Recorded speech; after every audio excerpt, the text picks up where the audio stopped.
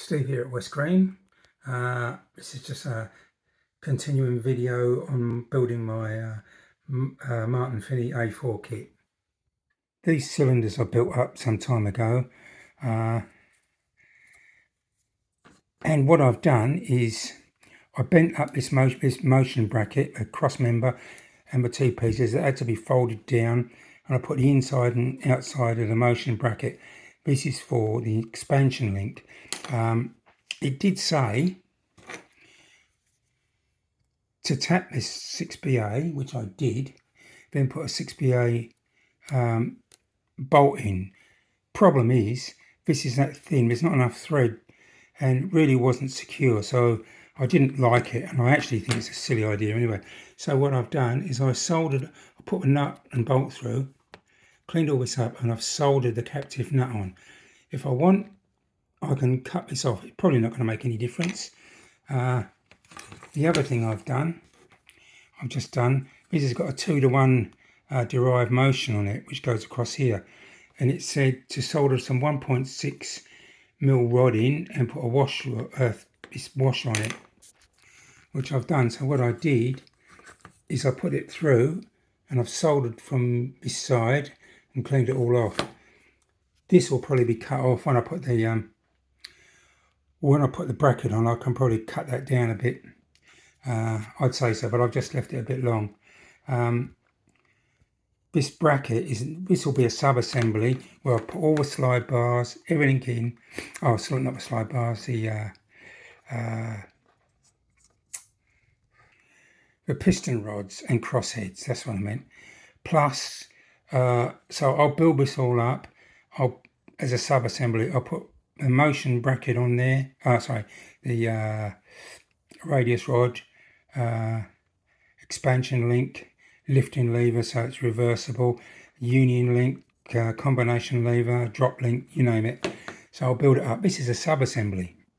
So it fits in like that. On the bottom here, there are two, oh, you can't see it, it's underneath. There are two, I've got two captive nuts. Again, it said to use, just tap it, but again, I think it's not very secure. So I'll put two captive nuts on the bottom. I'll put two 6BA bolts in, so that will hold that.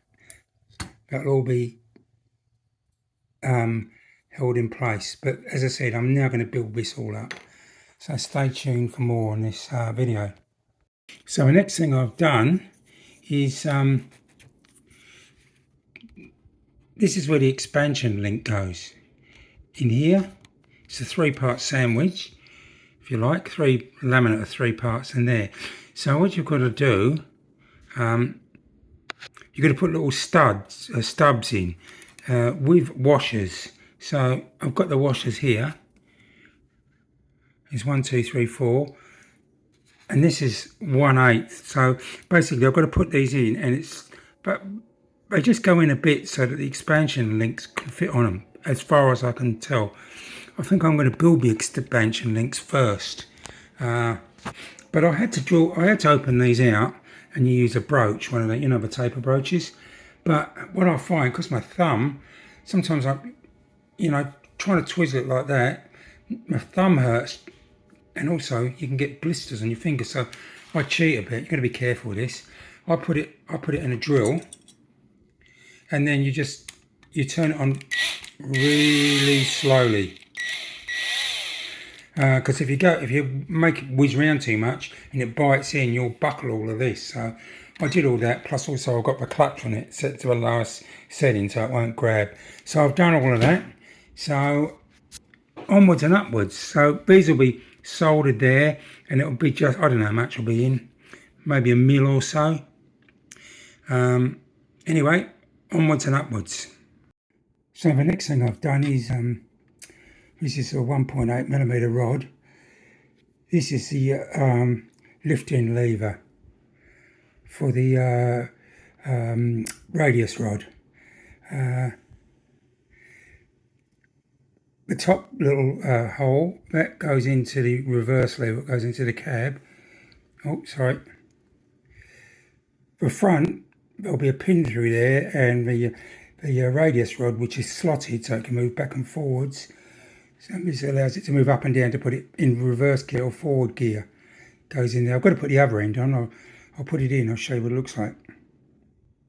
So it goes through here. So that will move up and down.